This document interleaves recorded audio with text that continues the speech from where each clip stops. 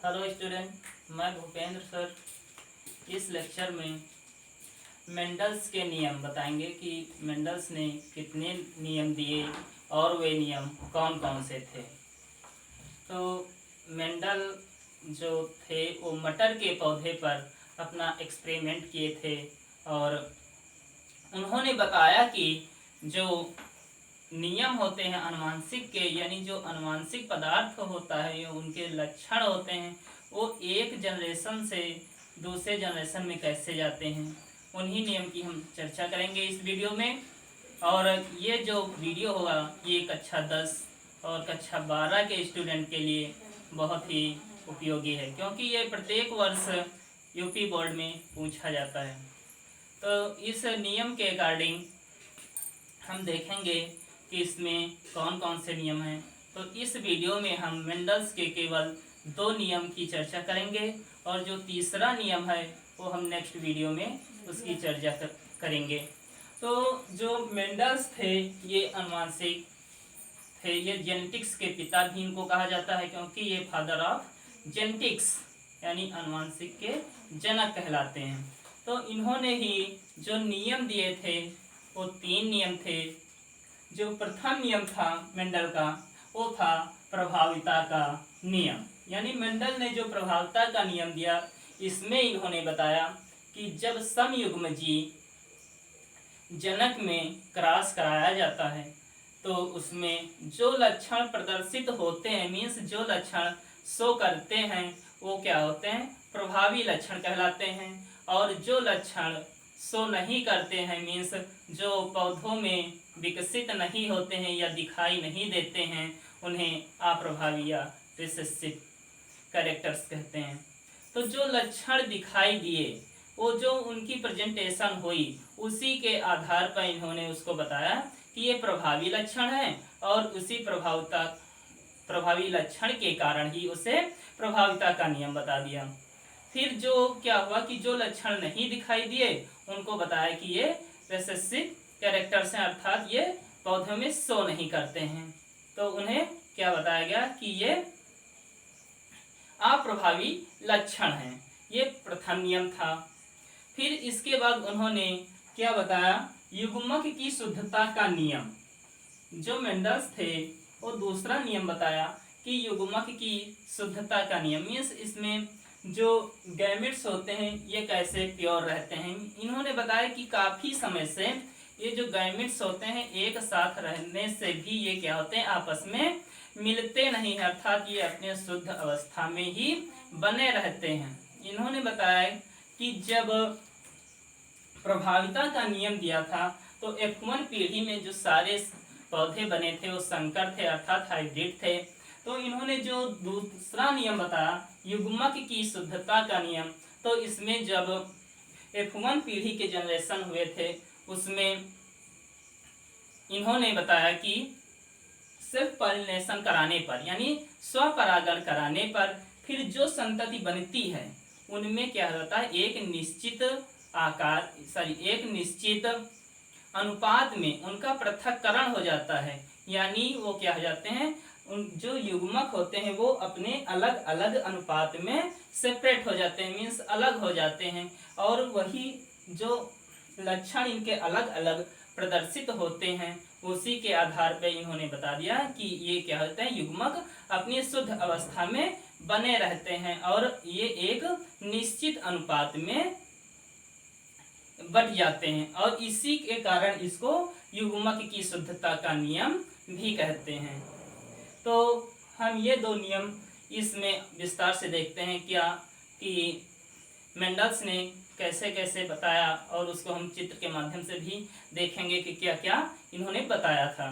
तो सबसे पहले हम चर्चा करते हैं प्रभाविता का नियम। प्रभाविता का नियम जो क्या है, लॉ ऑफ डोमिनेंस। तो इसमें इन्होंने बताया कि जब हम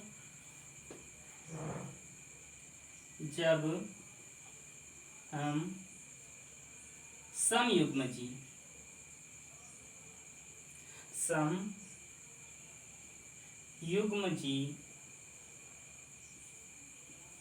पादप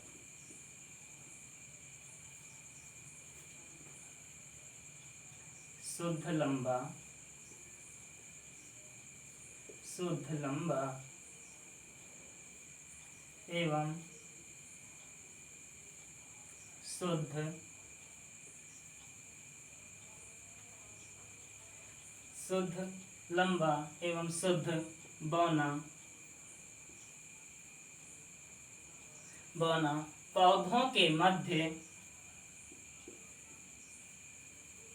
पौधों के मध्य संकरण कराते हैं,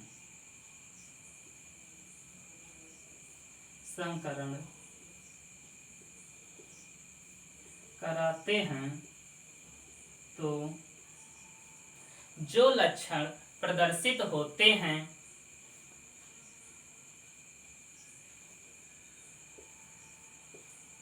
जो लक्षण प्रदर्शित होते हैं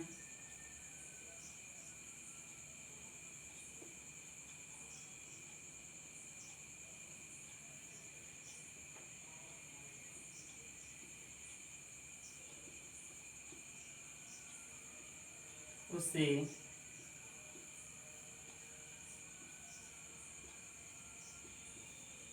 प्रभावी लक्षण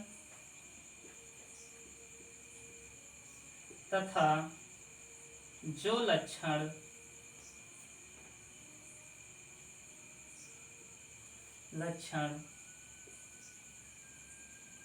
दिखाई नहीं देते, दिखाई नहीं देते उसे अप्रभावी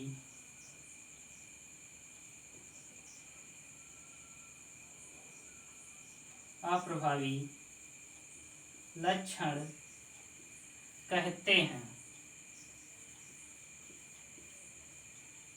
तब क्या होता है, इसमें मेंडल ने बताया कि जब हम समयुग्मजी का मतलब होता है कि जिनमें दोनों जीन्स क्या होते हैं कि समान होते हैं, यानी उसमें जो जीन्स प्रेजेंट होती हैं वो दोनों समान होती हैं, चाहे वो कैपिटल टी हो या स्मॉल टी हो।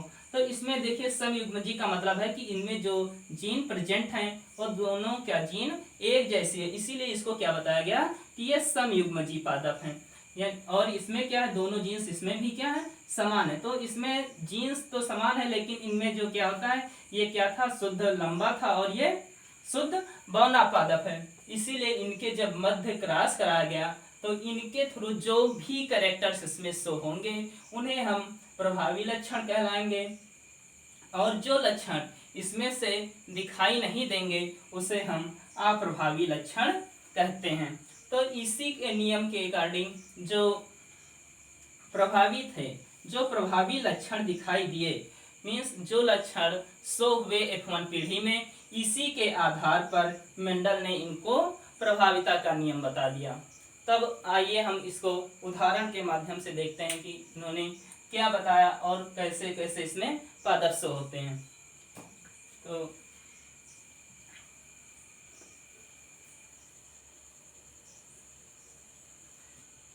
उदाहरण में देखिएगा इसमें क्या दिया गया है कि जब हम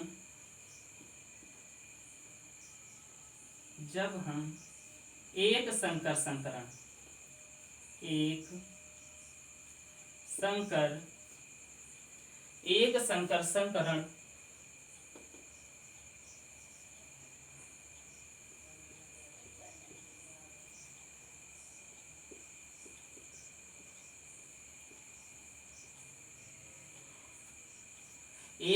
संकरण दो समयुग्मजी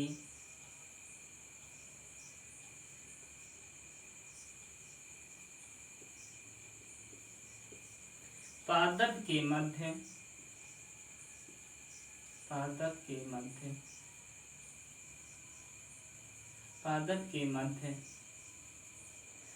संकरण कराते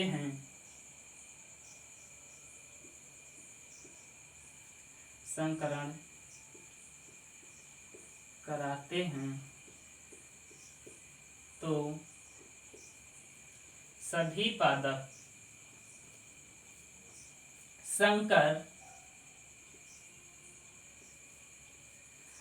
पादप संकर एवं लंबे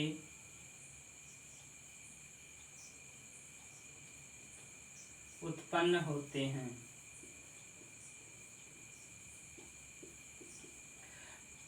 इस नियम में जब मेंडल ने एक संकर संकरण कराया तो उनमें जो कैपिटल टी और कैपिटल टी यानी ये शुद्ध लंबे पादप थे और इसमें स्मॉल टी और स्मॉल टी ये शुद्ध बौने पादप थे। तो इसमें क्या कराया इन्होंने, क्रॉस कराया। तो जो क्रॉस कराया तो इसमें क्या होते हैं, जो इनकी F1 पीढ़ी होती है वो सारे के सारे क्या होते हैं, लंबे और हाइब्रिड होते हैं। यानी 100% क्या होते हैं, लंबे होते हैं। और उनका जो जीन था वो जीन किस टाइप का था, हाइब्रिड था। यानी वो देखने में उनका जो बाह्य आकार की था वो लंबे थे और जीन जो उनका जीनोटिपिक था वो था संकर यानी हाइब्रिड। तो इसको डायग्राम के माध्यम से देखते हैं इसमें क्या बताया मेंडल ने। इसमें जब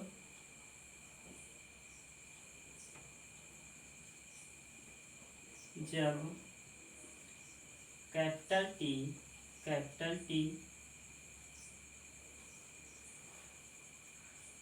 और स्मॉल टी ये जनक, इनको मेंडल ने जनक बताया। जब इन्होंने एक, और ये पादप कैसे थे, शुद्ध लंबे। पादप कैसा था, शुद्ध लंबा, और ये शुद्ध बौना जनक। अब इसमें मेंडल ने इनको गैमेट यानी युग्मक बनाया। युग्मक बनाएंगे कैपिटल टी और इसके युग्मक बनेंगे स्मॉल टी और स्मॉल टी। ये क्या हो जाएंगे,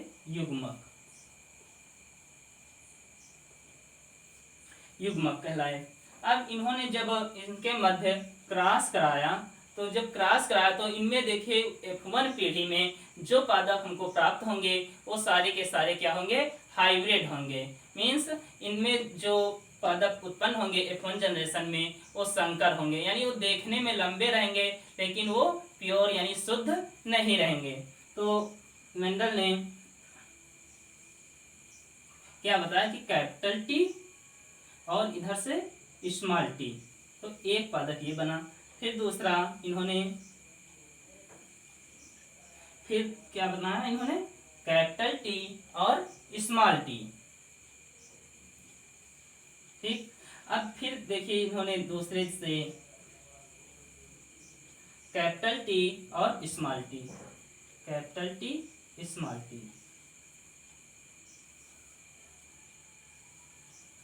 कैपिटल टी स्मॉल टी।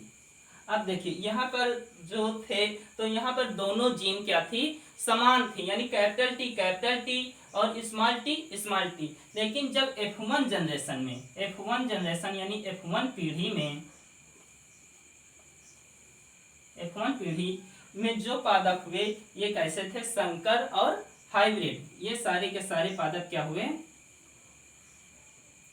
ये सारे पादप जो थे वो क्या थे, संकर एवं लंबे।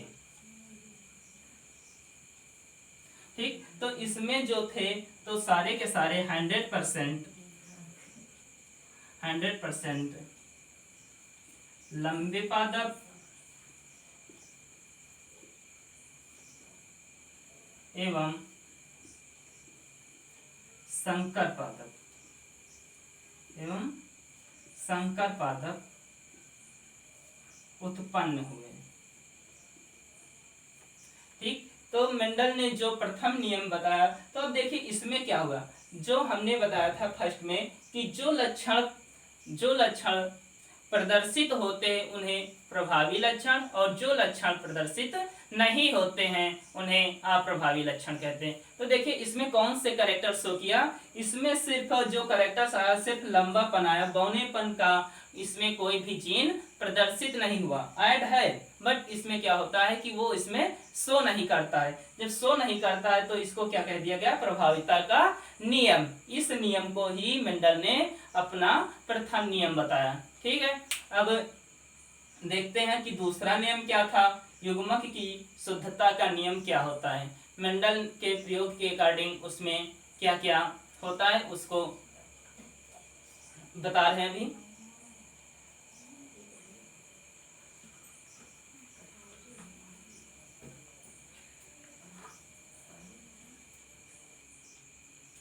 तब फर्स्ट नियम के बाद मेंडल ने अपना दूसरा नियम बताया। इस नियम को मेंडल का दूसरा नियम बताया गया, इसको कहते हैं लॉ ऑफ सेग्रीगेशन, यानी युग्मक की शुद्धता का नियम।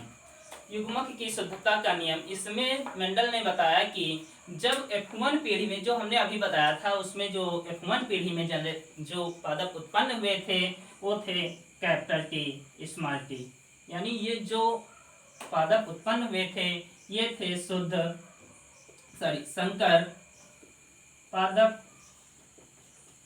तो जो संकर पादप उत्पन्न हुए थे इसमें क्या होता है कि जब इन्होंने बताया कि इसमें जब सेल्फ पॉलिनेशन यानी स्वपरागण कराया जाता है तब जो इसमें संतानें उत्पन्न होती हैं वो क्या होती हैं, एक निश्चित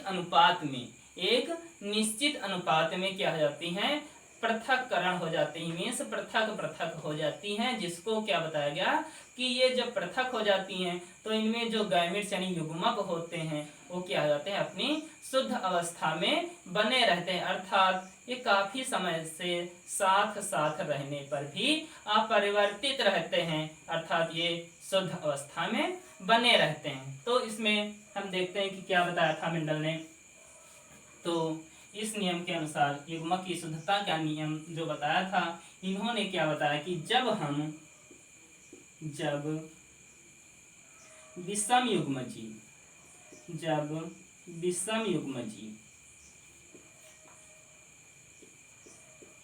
विषम युग्मजी पादप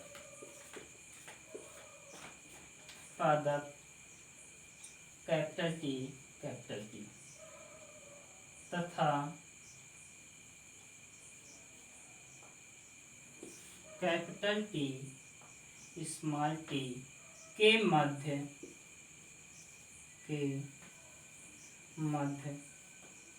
संकरण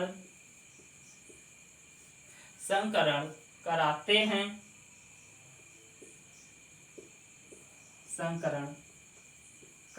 हैं, तो जो पादप उत्पन्न होते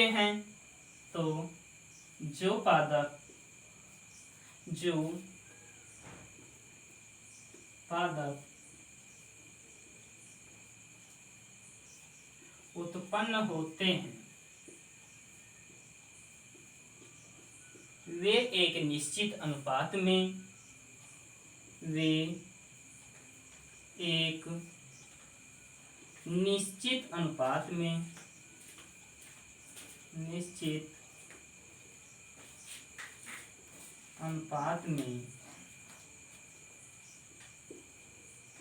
पृथक्करण हो जाता है।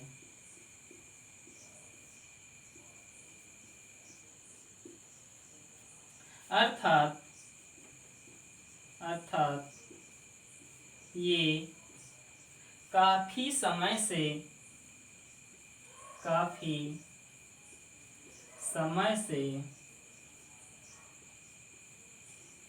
साथ साथ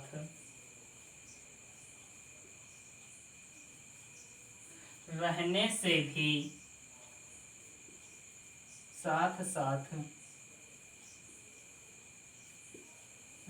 से भी अपरिवर्तित होते हैं। होते हैं, अतः ये शुद्ध बने रहते हैं, अतः ये शुद्ध बने रहते हैं।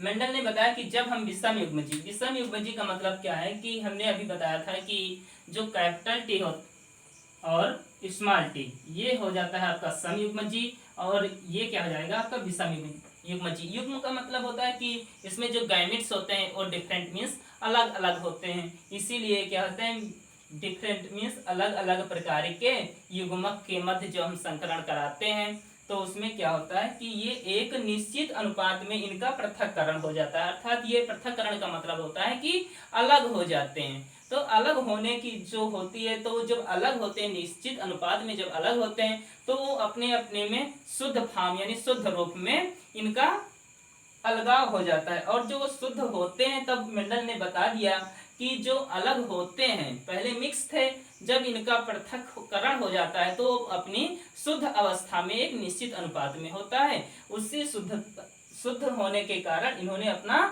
दूसरा नियम बता दिया कि ये क्या है युग्मक की शुद्धता का नियम। यानी काफी समय से F1 जनरेशन जब हुई उससे पहले जो इनके पेरेंट्स थे वो क्या थे, काफी समय से एक में मिले हुए थे, लेकिन जब इनका स्वपरागण कराया गया उसमें F1 जनरेशन में जब स्वपरागण कराया गया तो ये क्या होते हैं अपने निश्चित अनुपात में क्या हो जाते हैं अलग अलग हो जाते हैं। इसी अलग होने के कारण इन्होंने अपना युग्मक की शुद्धता का नियम बताया, जिसको मेंडल का दूसरा नियम कहा जाता है, या फिर इंग्लिश में इसको कहते हैं लॉ ऑफ सेग्रीगेशन। अब इसको हम डायग्राम के माध्यम से देखते हैं कि इसमें मेंडल ने क्या बताया था।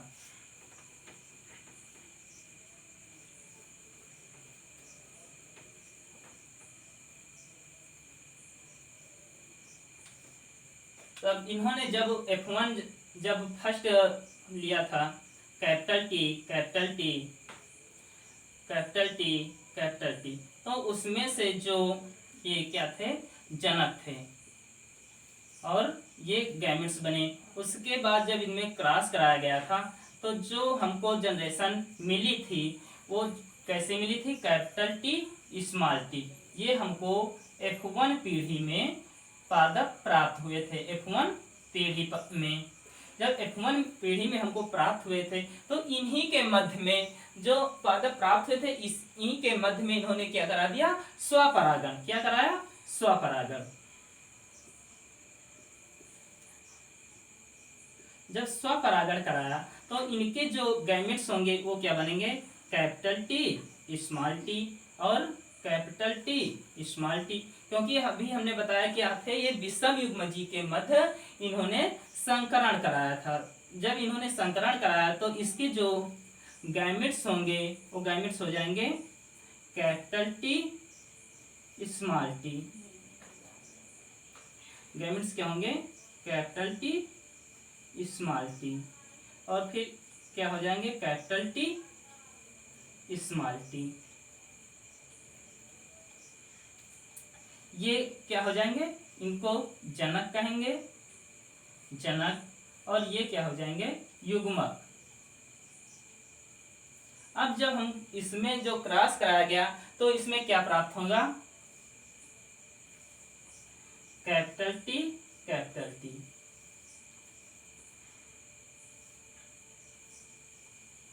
Capital T small T, capital T small T. फिर इधर से capital T small T, capital T small T. फिर लास्ट में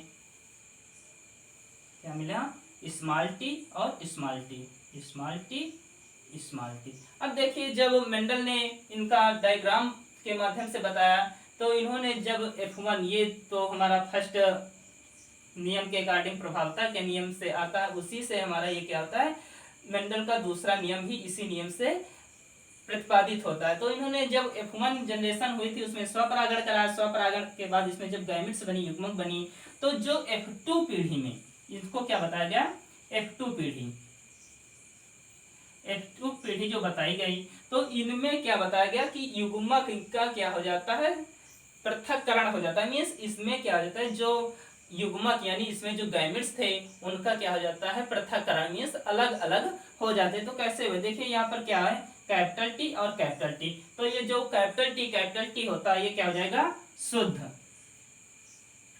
शुद्ध पादप बनेगा, शुद्ध पादप, और ये कैसा रहेगा, लंबा रहेगा। ठीक, नेक्स्ट क्या बताया गया, जो ये दो पादप हैं, ये दोनों पादप क्या हैं, एक जैसे हैं, यानी ये दोनों पादप कैसे हो गए, संकर पादप, संकर पादप। और जो ये देखने में थे ये कैसे थे, लंबे थे, कैसे थे, लंबे। और जो लास्ट में जो एक और पादप बना वो क्या बना, ये शुद्ध बौना पादप बना, शुद्ध बौना पादप। तो मेंडल के नियम के अकॉर्डिंग इसमें देखिए क्या हो जाता है कि ये गैमेट्स यानी इसमें जो युग्मक होते हैं वो एक निश्चित अनुपात में क्या हो जाए, अलग अलग हो गए। यहाँ पर capital T capital T capital T small T capital T small T, और ये क्या हो जाता है लास्ट में एक बौना पादप। तो इनके जो अनुपात था, इनका जो अनुपात हुआ, अनुपात क्या था, अनुपात हुआ आपका, देखिए इसमें क्या होता है कि 25% जो थे वो शुद्ध थे, और क्या था 50% यानी जो संकर थे, संकर पादप बने, और 25% शुद्ध, 25% शुद्ध पादप। तो इसमें जो इनके नियम के अनुसार देखिए क्या होता है कि युग्मक का यहाँ पर क्या हो जा रहा है, पृथक्करण हो जा रहा है। मीन्स अभी मिक्स थे, अब जो दूसरा नियम बना उसमें क्या हो गया, ये अलग अलग फॉर्म में हो गया। तो इनका जो रेशियो था वो दो प्रकार का आएगा। फर्स्ट क्या होता है, इनका जो रेशियो होता है फर्स्ट कि जीन प्रारूप जो अनुपात होता है, जीन प्रारूप का मतलब होता है कि जो लक्षण हमको देखने से पता नहीं चलते हैं कि ये कैसा है, उसको जीन प्रारूप कहते हैं। और जो लक्षण हमको बाह्य आकार की मीन्स उसको देखने मात्र से ही पता चल जाता है, तो उसको कहते हैं कि ये लक्षण प्रारूप अनुपात है। लक्षण प्रारूप मीन्स उसके जो बाह्य कैरेक्टर है, देखने में कैसा है, लंबा है, पतला है या बौना है, तो उनको क्या कहते हैं, लक्षण प्रारूप अनुपात कहते हैं। तो जीन प्रारूप अनुपात इसमें क्या था, जीन प्रारूप अनुपात। तो जीन प्रारूप अनुपात था, तो इसमें अनुपात फर्स्ट क्या था, एक, केवल एक पौधा क्या था, शुद्ध था, शुद्ध और लंबा। और दो पादप 50% का मतलब एक ये और ये, तो ये जो दो पादप थे ये क्या थे, संकर थे, और लास्ट में एक पादप जो था वो शुद्ध बौना था। तो यानी जो देखने से मात्र से जो इसमें जीन थे, जीन के अकॉर्डिंग इसका जो अनुपात आया वो 1:2:1 आया। अब देखिए लक्षण प्रारूप अनुपात क्या था, लक्षण प्रारूप अनुपात, लक्षण प्रारूप हमने बता दिया कि लक्षण क्या था। लक्षण मतलब जो हम किसी भी चीज को देखते हैं मात्र पता चल जाता है देखने से ही कि कितना लंबा है, हाइट इसकी क्या है, और इसकी क्या क्या फीचर्स हैं और क्या क्या क्वालिटीज हैं, तो जो मात्र देखने से पता चलता है। अब देखने से हमने बताया था कि ये भी लंबा है और ये भी लंबा है, तो ये जो हम इधर क्या है, संकर है, बट ये है क्या, इसकी जो बाह्य आकार की है वो क्या है, ये भी लंबी है। तो लंबी होने के कारण इनको दोनों में क्या कर दिया गया, ऐड कर दिया गया, मीन्स जोड़ दिया गया।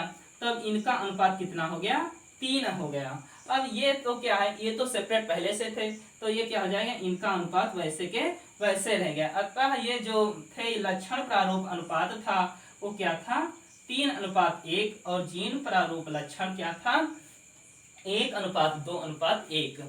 तो इस नियम को इन्होंने युग्मक की शुद्धता का नियम, या फिर क्या बताया गया, मंडल का दूसरा नियम, या फिर क्या बताया गया, लॉ ऑफ सेग्रीगेशन, इसको किसी भी नाम से एग्जाम में दे दिया जाता है कि कौन सा है, तो इस एक तीन नाम कोई भी रहेगा, लेकिन जो इसका सॉल्यूशन रहेगा यही रहेगा। ठीक है, दो नियम हमने इस वीडियो में बताए हैं। अब जो लास्ट का तीसरा नियम है, ये स्वतंत्र अभिविहुमन का नियम, ये हम अपना नेक्स्ट वीडियो में बताएंगे। धन्यवाद।